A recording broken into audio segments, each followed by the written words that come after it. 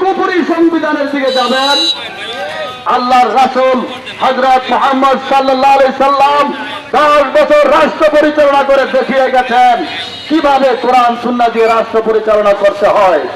খোলাফায়ে রাশেদা হযরত আবু বকর, হযরত ওমর, হযরত উসমান, হযরত আলী, তারা 30 বছর রাষ্ট্র পরিচালনা করে দেখিয়ে গেছেন যে কোরআন সুন্নাহ ভিত্তিক রাষ্ট্র পরিচালনা করলেই সেই রাষ্ট্র হয় কল্যাণকর রাষ্ট্র। এছাড়া আর যতই চেষ্টা করেন এই রাষ্ট্র কল্যাণকর রাষ্ট্র হবে না। তাই আমাদের দেশে যারা এখন উপদেষ্টা হিসেবে আছেন সেই উপদেষ্টা ভাইদেরকে আমরা আহ্বান করছি, যারা ছাত্র আছেন, ছাত্র ভাইয়েরা নিরলস পরিশ্রম করে যাচ্ছেন, এখনো ছাত্র ভাইয়েরা ট্রাফিকের দায়িত্ব পালন করছেন, বিভিন্ন দায়িত্ব পালন করছেন।